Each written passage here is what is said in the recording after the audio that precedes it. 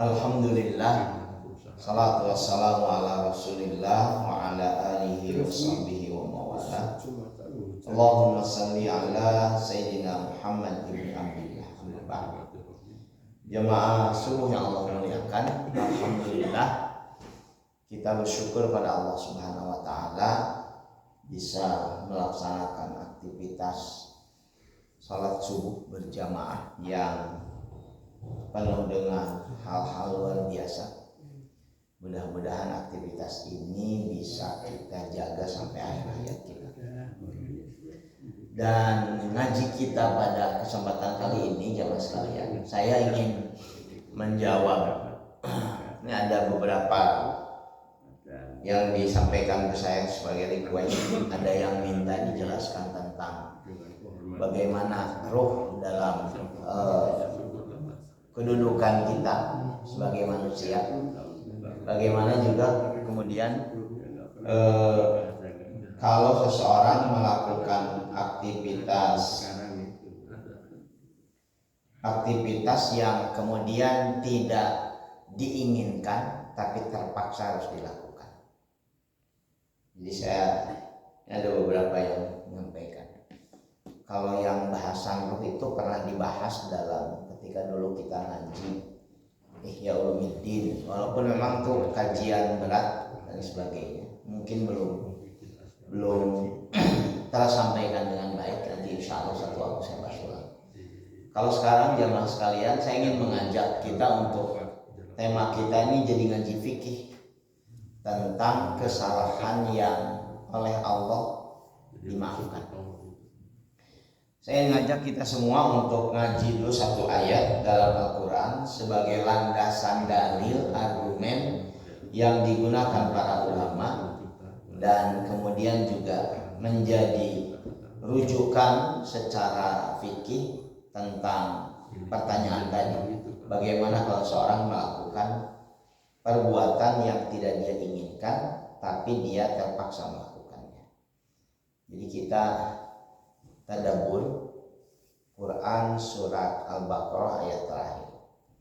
A'udzu billahi minasyaitonir rajim. La yukallifullahu nafsan illa wus'aha.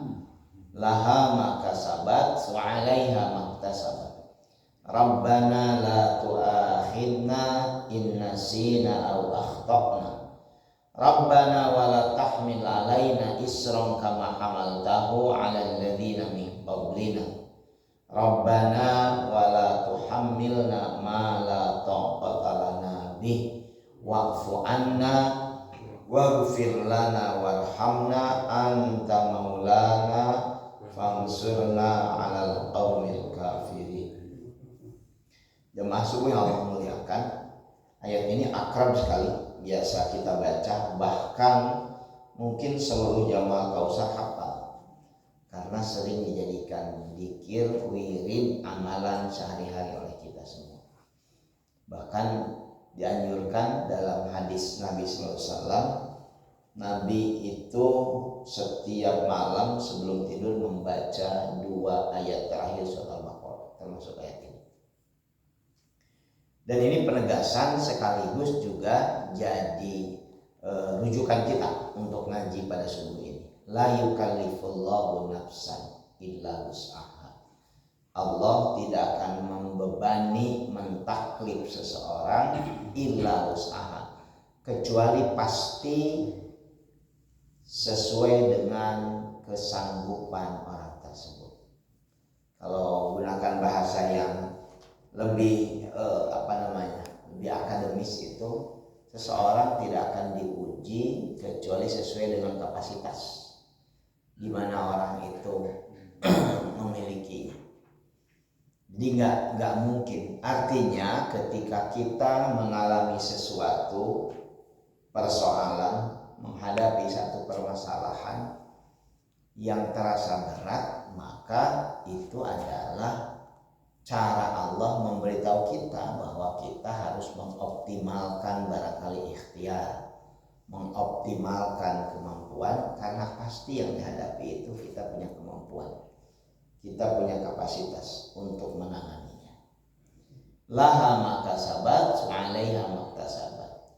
Bagi dia apa yang dia perbuat dan bagi dia juga akibat dari apa yang telah dilakukannya. Rabbana la tu'akhidna in nasina wa akhtana. Redaksi ini terutama yang akan dirujukan kita. Tuhan kami, la tu'akhidna in nasina wa akhtana. Jangan engkau hukum kami in nasina, jika kami lupa, au akhtana, atau jika kami keliru melakukan sesuatu, tidak diniatkan, tidak disengaja, tapi kemudian terjadi.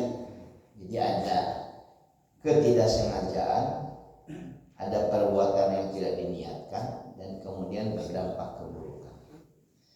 Rabbana wala tahmil alaina isram kama hamaltahu 'alal ladina min qablina. Tuhan kami, jangan juga engkau bebani kami dengan beban yang berat seperti yang pernah terjadi pada umat sebelum kami. Salah satu contohnya jamaah subuh yang Allah muliakan itu dalam Al-Quran, kita ketemu dengan taubatnya orang-orang Bani Israel. Dalam surat Al-Baqarah juga dimuat, dalam surat Ali Imran dimuat, dalam surat Al-A'raf juga dimuat, bagaimana orang-orang Bani Israel melakukan perbuatan yang melampaui batas. Kemudian Nabi Musa mengingatkan mereka dan kemudian sebagian dari mereka itu bertobat. Karena sebagian lagi mendapatkan hukuman. Nah, yang bertobat ini ada yang hukumannya, ujiannya supaya diterima tobatnya itu disuruh bunuh diri.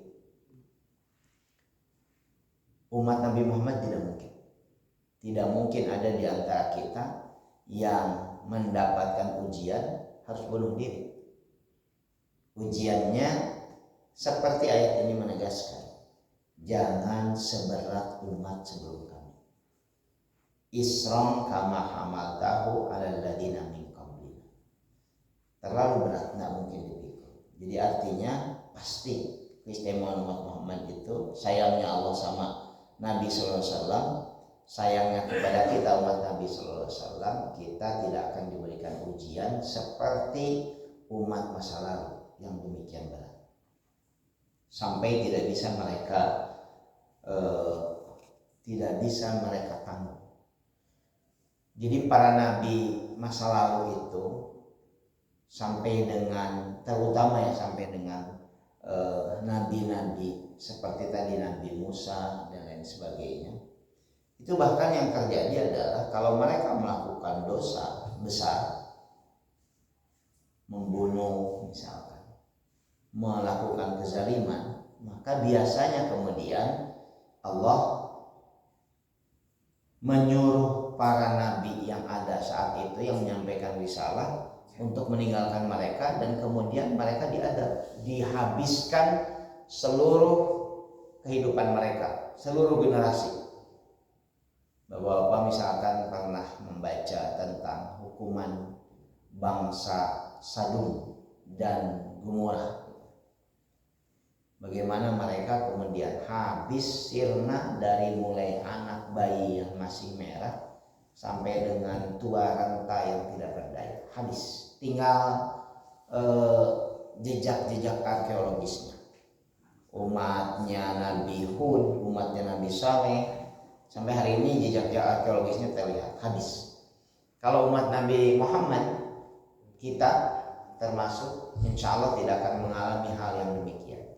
Walaupun kadang-kadang kita menyaksikan hal yang menurut nalar kita terlalu berat, sampai seperti misalkan dampak tsunami di Aceh yang luar biasa itu, atau mungkin banjir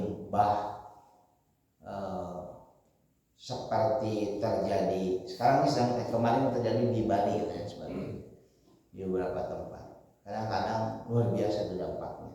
Tapi ayat ini memberikan penegasan kepada kita semua bahwa umat Nabi Muhammad SAW tidak akan mendapatkan musibah, tidak akan mendapatkan ujian, tidak akan mendapatkan cobaan yang seperti umat masa lalu.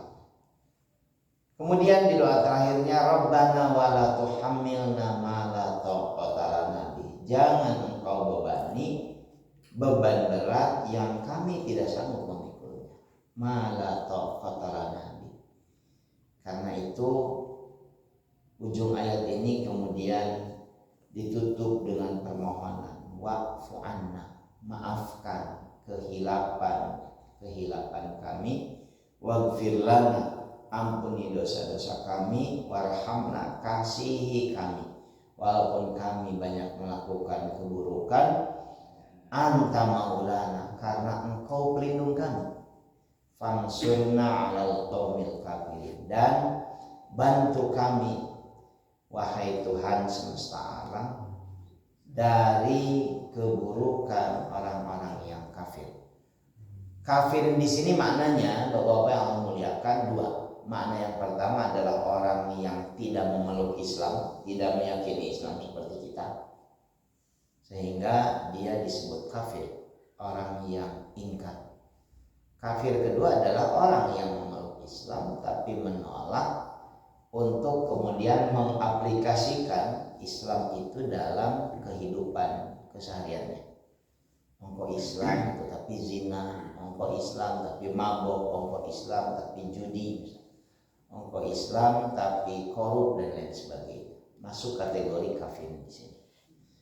Saya ingin menyampaikan satu hadis Nabi sallallahu alaihi wasallam di mana Allah Subhanahu wa taala menitipkan lewat lisan beliau penjelasan dari pertanyaan yang disampaikan tadi, request tadi. Gimana kalau seseorang melakukan perbuatan yang tidak dia inginkan tapi terpaksa dilakukan. An Ibni Abbas radhiyallahu anhuma anna Rasul sallallahu alaihi wasallam qala innallaha tajawaza li an ummati al khata'a wan nisyana wa mastukrihu alaihi. Ini jawaban yang saya kutip dari literatur hadis tentang pertanyaan tadi.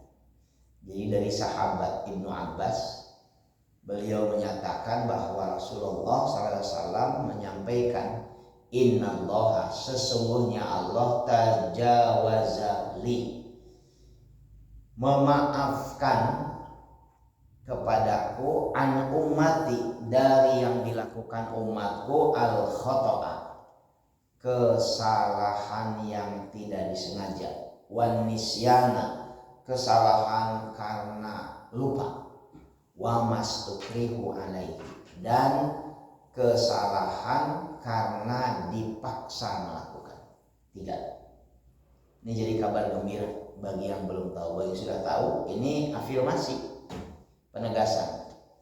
Jadi Allah akan mengampuni dari umat Nabi SAW, dari kita, kalau kita melakukan kesalahan yang tidak kita sengaja, termasuk yang berdampak buruk sekalipun. Apa berdampak buruk? Pembunuhan. Jadi ada orang yang terbunuh bukan karena disengaja. Misalkan tentara latihan perang, kawannya nembak kawannya, mati. Secara syariat itu diampuni kalau memang dia tidak disengaja dan sebagainya. Walaupun para ulama kemudian memberikan penjelasan berbeda-beda. Dia kena hukuman, dia harus membayar diat, kalau penjara dia harus dipenjara dan sebagainya. Mungkin seperti kasus yang sekarang sedang sangat viral itu, prajurit, seorang polisi level sangat rendah dipaksa oleh atasannya membunuh temannya. Dalam syariat Islam ini menjawab pertanyaan atau kasus tadi. Yang kedua, diampuni karena lupa. Kalau lupa, ya itu sebabnya kita disebut insan. Anas, insan. Itu asal kalimatnya sama dengan nisyan. Sehingga Nabi pernah menyampaikan al-insanu mahalul khata' wan nisyan. Insan itu, manusia itu, kita itu, jamaah sekalian, mahalul khata' wan nisyan, tempat berbuat salah dan lupa. Jadi kita salah dan lupa. Saya bahkan ditanya-tanya, Ustaz kalau jin lupa tuh, jin tuh. Karena saya tidak menemukan dalil yang qat'i yang menegaskan bahwa jin lupa. Kalau manusia namanya juga insan. Dari nun sin dan alif nun sin itu maknanya lupa, salah satu makna dasarnya. Jadi kita pasti mengalami hal yang sangat manusiawi, yaitu lupa. Kadang-kadang lupa dengan hal-hal penting. Ada seorang bapak yang berangkat mengantar istrinya ke pasar, terus balik lagi dia sendirian, istrinya tinggalkan di pasar.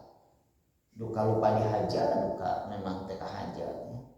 Itu banyak terjadi dan sebagainya. Itu manusiawi. Karena manusia. Karena beberapa waktu lalu ditanya tentang jin. Kalau jin, saya nggak tahu ya jin pelupa atau tidak. Bahkan saya menemukan literatur tentang binatang seperti gajah yang katanya tidak pernah lupa. Gajah itu tidak pernah lupa. Karena itu kalau ada banyak sekali misalkan video-video pendek ya tentang gajah itu. Jadi ada orang yang senang mengganggu gajah ketika gajah itu kecil. Ternyata ketika gajah itu dewasa, ingat betul gajah itu, sehingga orang itu bisa ditenang ketika sudah tua oleh gajah yang sudah sangat besar, karena gajah itu ketika kecil sering diganggu oleh orang itu. Jadi banyak sekali binatang yang dianggap memiliki ingatan yang demikian tajam. Ada yang sudah berpisah bertahun-tahun dengan orang yang mengurusnya.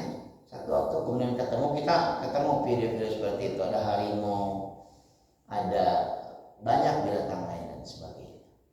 Ini penjelasan bahwa kalau kita sekali lagi melakukan sesuatu karena 3 alasan tadi, Allah mengampuni kita, memaafkan kita.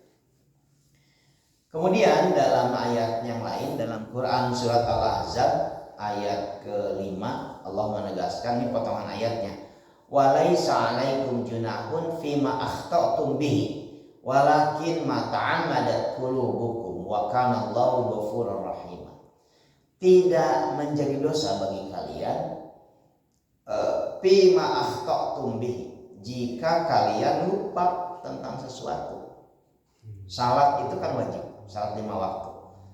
Tapi kalau kemudian orang lupa tidak salat, asal sholat itu sholat, kemudian dia mikir-mikir, asal tadi belum sholat, ya sholat saja pada saat ingat. Itu yang kemudian secara fikih disebut dengan qada shalah, salat yang diqada itu. Walakin ma ta'ammadat qulubukum, yang kemudian menjadi dosa itu kalau ta'ammadat qulubukum, diniatkan oleh hati. Wa kana Allahu ghafurur rahim, tapi Allah memang Maha Pengampun dan Maha Penyayang. Jadi kalau bertobat dari kesalahan yang disengaja, Allah ampuni, apalagi kalau tidak sengaja dan lain sebagainya. Puasa Ramadan itu kan wajib, tapi kita sama-sama tahu kalau pokok lupanya, makanya banyak orang berdoa sudah pokok abis ke Ramadan, karena memang secara umum ya lupa itu tidak menjadi hukum, itu diangkat rufi al-qalam, diangkat kewajiban dari orang yang saatnya yang lupa. Kemudian dalam ayat yang lain, ini masih saya kutipkan ayat Quran menegaskan hadis tadi. Di Quran surat An-Nahl surat ke-16 ayat ke-106. Man kafara billahi min ba'di imanihi illa man ukriha wa qalbuhu mutmainnun bil iman. Walakin man syaraha bil kufri sadran fa alaihim ghadabun minallahi wa lahum adzabun alim.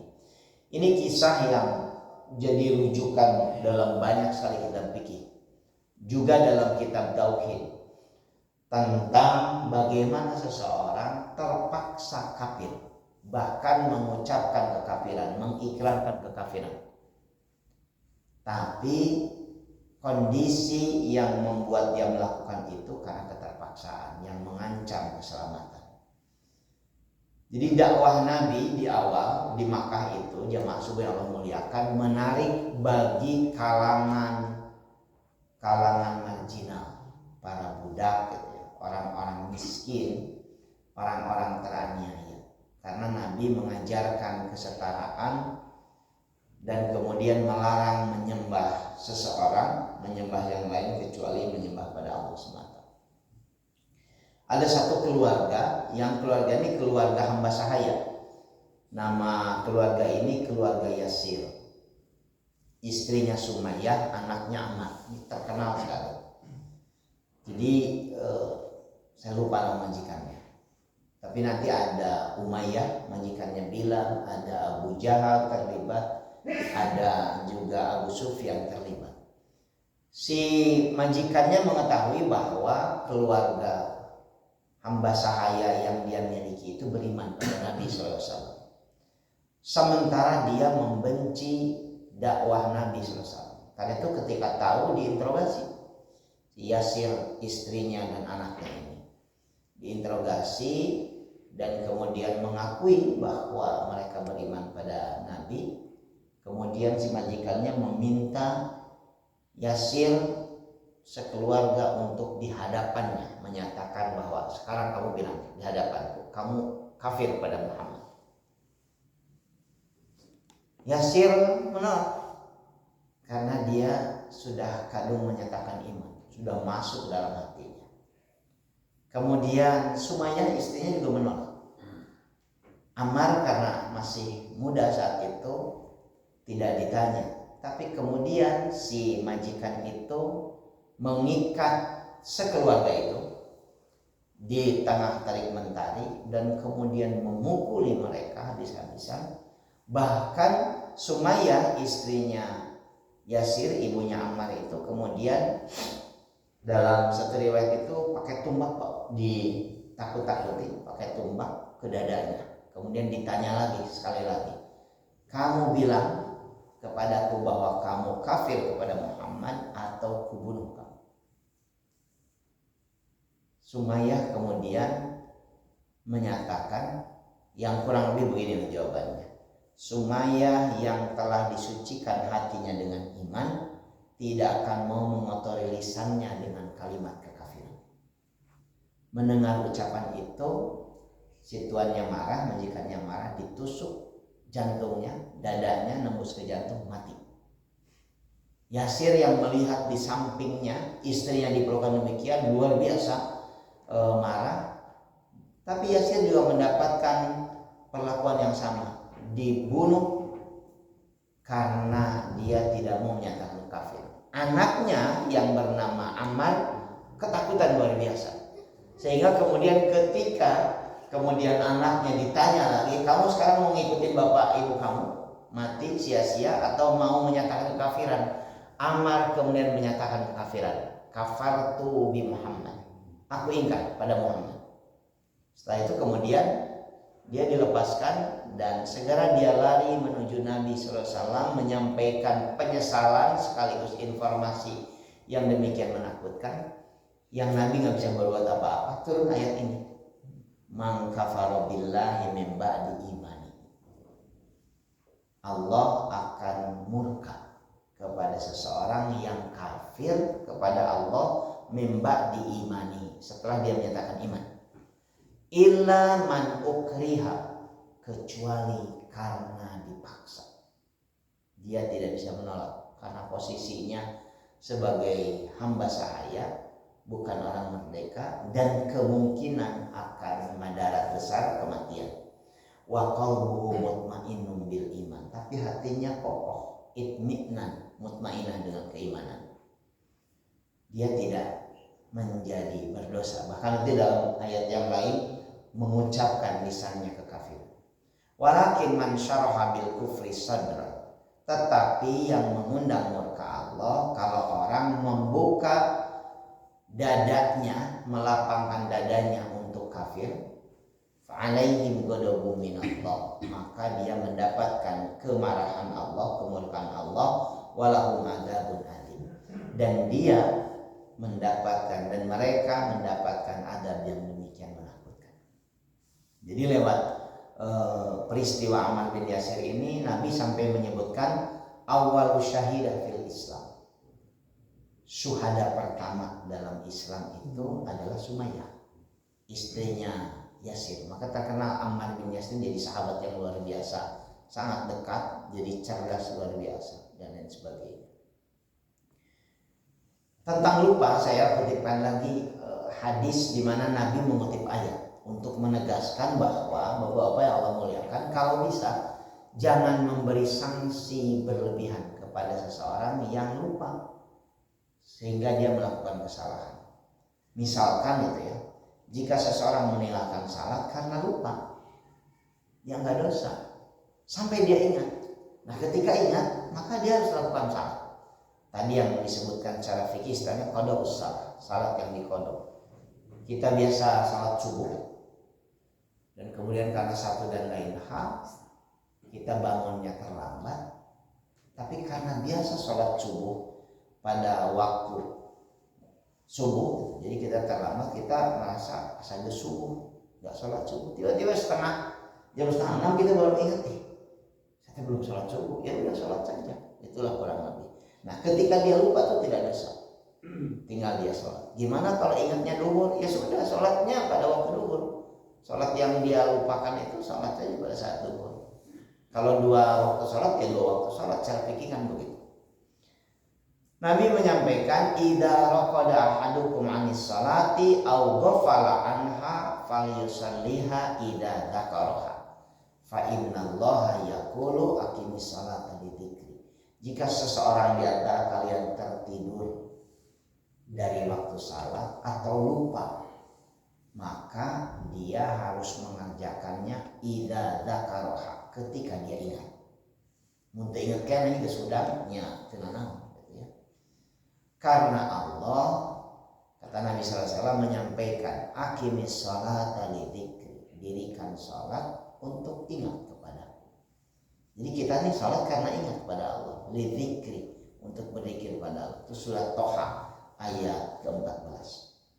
Itu tentang lupa. Jadinya kewajiban pun menjadi tidak kena sanksi dan lain sebagainya. Kemudian kalau ada orang, ini sebenarnya ditanyakan ke saya nih kalimatnya. Kalau ada orang dipaksa menenggak minuman keras atau melakukan perbuatan haram yang lainnya. Apa perbuatan haram? Zina. Mungkin di bawah ada yang berpikir dipaksa zina. Ada yang dipaksa berzina. Dan kemudian bagaimana hukumnya?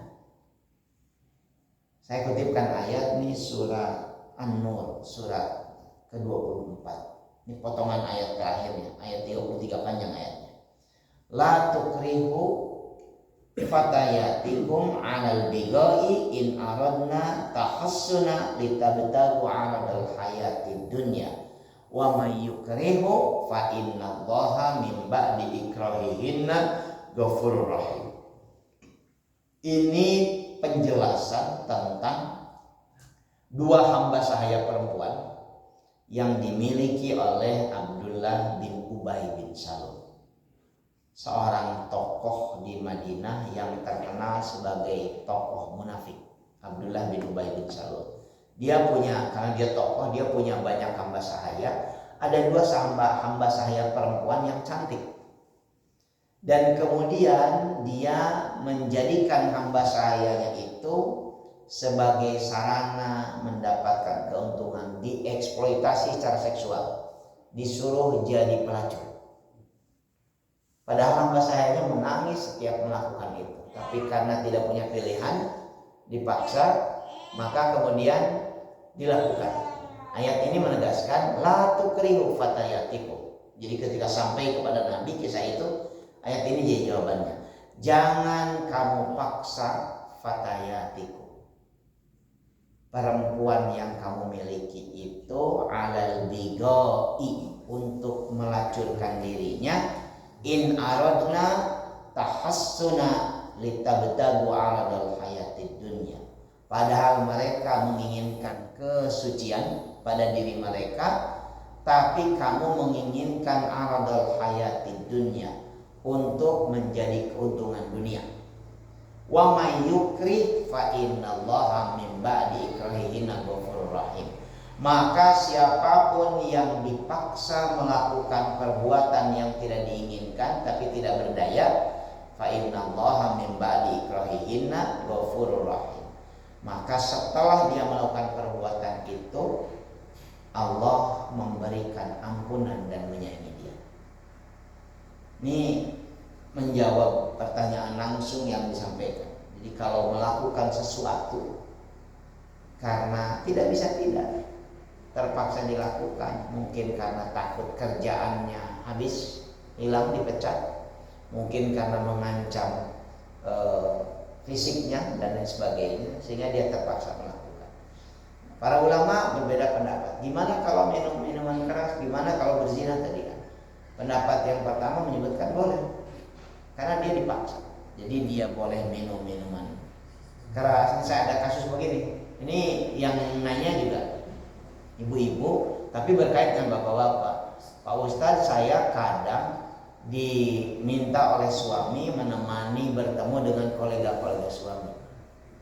Kadang-kadang di tempat kami bertemu itu dihidangkan minuman yang dalam pemahaman saya kayaknya haram. Saya bilang apa misalkan? Rice wine. Rice wine itu sampai saya tanyakan, rice wine itu apa? Rice wine itu ya orang arak beras gitu ya. Wine yang dibuat dari beras. Saya bilang saya biasanya tahu kan red wine, yang terkenalnya ada rice wine. Pokoknya mah ibu badai tina beas, badai tina naon lamun wine haram gitu ya, saya bilang dengan niat. Ya itu dihidangkan. Dari saya gimana namun tengiringan nggak enak gitu ya, karena kolega suami dan sebagainya. Saya nggak tahu ini masuk kategori terpaksa karena nggak enak sama teman-teman suami, karena nggak enak sama suaminya dan sebagainya. Tapi yang pertama para ulama menyebutkan boleh, artinya tidak jadi berdosa kalau dia terpaksa dalam kondisi yang dia tidak punya kemampuan untuk memilih. Yang kedua, para ulama menyebutkan maka ada yang disebut dengan takiyah secara fikih. Takiyah itu sikap pura-pura. Dan itu ada dalam perkataan, tidak dalam perbuatan dan pemaksaan untuk melakukan suatu perbuatan. Dan tidak dianggap buruk. Yang dimaksud begini. Jadi orang misalkan disuruh minum ini, ya udah saya minum padahal dibuang misalkan. Ada yang diminum tapi dibuang. Ada yang kamu ya minum ini atau makan ini, diambil seolah-olah dimakan padahal dibuang. Takiyah saja, pura-pura diminum, pura-pura dimakan dan sebagainya. Jadi kalau kemudian dia memakannya dengan sengaja padahal dia punya kemampuan untuk berpura-pura, ini Ibnu Abbas radhiyallahu an, Abul Aliyah, Abu Sya'sa Ar-Rabi bin Anas dan Ad-Dhahhak dari Imam Ahmad dan riwayat yang lain menyatakan maka dia berdosa kalau melakukan itu padahal dia bisa berpura-pura hanya sekedar maaf. Artinya kalau dia kemudian melakukan zina, mencuri karena dipaksa, dia tetap dihukumi dengan hukum syariat. Bahkan kalau ada seorang istri katanya dipaksa oleh suaminya melakukan hubungan persebadanan di siang hari di bulan Ramadan, si istri itu tidak boleh dihukum, suaminya yang dihukum, bahkan harus ditambahkan hukumannya karena dia memaksa istrinya melakukan perbuatan dosa. Kan dosa besar melakukan hubungan suami istri ketika sedang berpuasa wajib di bulan Ramadan. Tapi bahkan sama nikmatnya, tidak sama nikmatnya dari perbuatannya dipaksa atau kemudian sukarela dan sebagainya. Lewat informasi ini jamaah sekalian, sekali lagi kesimpulannya sama, bahwa kalau seseorang melakukan perbuatan dosa, perbuatan salah, berimplikasi pidana, tapi karena tadi tidak sengaja, karena lupa dan karena dipaksa, maka dia tidak mendapatkan dosa. Dia tidak dianggap sedang melakukan perbuatan dosa karena dia tidak sengaja. Karena itulah kemudian bagi kita yang harus diikhtiarkan dengan sangat serius, kalau bisa, walaupun kita manusia yang tidak punya kemampuan, kadang-kadang terbatas kemampuan kita, kalau bisa jangan melakukan sesuatu karena dipaksa. Artinya ya bikin kehidupan kita kan begitu, nilai pentingnya bikin kita punya kemampuan untuk melakukan sesuatu yang kita sadari, kita inginkan dan kita pahami. Kalau dipaksa itu kan biasanya karena posisi kita demikian rendah, sehingga kita ikhtiar kita itu untuk menjadi mandiri. Dan itu hubungannya dengan tauhid. Tauhid itu kan kemandirian kita. Hanya kepada Allah saja kita memasrahkan diri, dipaksa oleh Allah. Kemudian untuk salat 5 waktu dipaksa, untuk puasa ya karena Allah yang menciptakan kita. Kalau sama yang lain kemudian tidak kita beri ruang karena kitanya menjadi orang-orang yang mandiri. Yang kedua, kalau kemudian kita mengalami hal seperti itu, apalagi kalau bapak-bapak kemudian menjadi orang yang memiliki kewenangan, ya hukumannya harus berbeda. Kalau memberikan sanksi, sanksinya harus berbeda kepada orang yang lupa, pada orang yang ada orang yang memang karena slow learner gitu ya.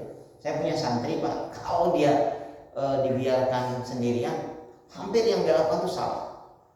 Kita menekan keran potong, jadi bukan benar, jadi rusak. Suruh betulkan air itu karena air macet, listriknya jadi konslet. Saya sambil bilang dia mana lupa istighfar. Nah, Pak, dia salah wae. Di makianya, mohon Pak. Setelah rada lama kan sekarang udah hampir 5 bulan. Ya karena dia slow learner. Jadi saya punya santri yang apa slow learner itu ya bahasa enaknya belet. Tell me, susah sekali pahamnya. Palingan di pesantren dan kolot namanya. Dia bilang dicarekan wae Pak, di bumi lagi salah wae. Itu saya nggak boleh kan dia. Santri yang lain komplain sebagainya. Jadi ada yang begitu. Jadi jangan berikan beban terlalu berat pada yang tidak punya kemampuan cukup gitu ya. Jangan berikan tugas-tugas yang berlebihan dan sebagainya. Kalau kita punya kewenangan. Yang ketiga, ya kalau bisa jangan lupa. Nah ini susah kan ya? Jangan lupa. Ada seorang ibu nanya begini. Ini bukan ibu-ibu di sini, di bapak-bapak kepo. Ada seorang ibu nanya begini, Ustadz gimana kalau suami saya lupa pulang? Nah terbalik sih bapak, ditelepon, alah mau poho sebagai saya jadi nanya mungkin gitu lupa pulang ke rumah, tapi mungkin saja ya kalau parah sekali lupanya. Asal balik ke imah, asal gesare, padahal ada yang imah, ada yang pemajikan anak, tapi saya mungkin saja gitu ya. Tapi yang jelas, pokoknya kalau lupa ya dimaafkan aja. Walaupun kalau bisa ya jangan terjadi lupa seperti itu. Yang maksudnya Allah muliakan itu ngaji kita. Kalau ada yang menyampaikan masukan, menyampaikan juga komen, maka nih jawab pertanyaan yang diajukan dalam sebenarnya ini dua minggu ini menyampaikan request dan sebagainya. Mudah-mudahan disampaikan bermanfaat. Kalau ada yang menyampaikan lagi maka silakan. Kita punya waktu 5 menitan lah, cukup panjang sebagainya. Kalau tidak ada, kebetulan hari ini istimewa bagi kami ini karena ditetapkan sebagai hari santri. Jadi bapak-bapak yang Allah muliakan sedang jadi santri ini. Ngaji ke saya paling tidak seminggu sekali. Santri Al-Kausar. Mudah-mudahan hari ini sebagai hari santri Allah memberikan banyak berkah kepada kaum santriku supaya mereka bisa bermanfaat dalam aktivitas yang mereka jalani. Mudah-mudahan manfaat. Pak Hikmat mangga menyampaikan apa, silakan. Saya masih penasaran tentang kapan kita wakfu anak, kapan kita wakfil anak gitu. Jadi maksud saya wakfu anaknya untuk apa? Gitu. Ya. Perbuatan apa? Dan wakfil anak untuk perbuatan apa? Gitu. Oke. Saya tidak menemukan penjelasan yang detail sebetulnya tentang kapan kita berdoa pada Allah, mohon Allah memaafkan dosa kita, dan kapan kita penjelasannya kapan seharusnya kita memohon kepada Allah mengampuni, kapan wa'fu anna waghfir lana. Tapi ada waktu di mana Nabi mengajarkan doa wa'fu anna, yaitu pada saat Ramadan memasuki hari-hari terakhir, malam-malam terakhir. Ketika engkau Aisyah, kata Nabi SAW, berharap mendapatkan Lailatul Qadar. Bukankah ada doa yang diajarkan? Apa doanya? Allahumma innaka afuwwun tuhibbul afwa fa'fu anni. Jadi saya menemukan dalilnya kapan kalau waktu itu diajarkan langsung oleh Nabi kepada Aisyah itu terutama di bulan Ramadan, di malam-malam terakhir bulan Ramadan. Artinya barangkali dalam keadaan sadar kita mendekatkan diri pada Allah Subhanahu wa taala, boleh jadi banyak kekhilafan, banyak lupa dalam aktivitas kita yang mungkin mengundang dosa karena berimplikasi zalim pada diri sendiri, pada orang lain. Nah, kita mohon pada Allah mendekatkan diri supaya Allah memaafkan kehilapan-kehilapan kita, karena biasanya wafat itu dengan kehilapan. Kalau kapannya yang saya pahami istimewa, walaupun tidak disebutkan ini saatnya, tapi ngajarkannya terutama di bulan Ramadan. Kalau istighfar, mohon ampun, itu diajarkannya anytime, kapanpun. Nabi mencontohkannya, soalnya hadisnya menyebutkan tidak pernah sehari pun di mana Nabi tidak beristighfar pada Allah minimal 70 kali sampai 100 kali. Jadi kalau istighfar setiap waktu. Kalau yang tadi, kalau nanya kapan wafatnya, ada waktu yang kemudian oleh Nabi ditekankan di hari-hari terakhir bulan Ramadan. Apa kemudian penjelasan lanjutannya nanti kita cari. Allah. Mudah-mudahan manfaat yang saya sampaikan. Mohon maaf kalau ada yang tidak berkenan. Aku qauli hada, astagfirullah wa lakum. Assalamualaikum.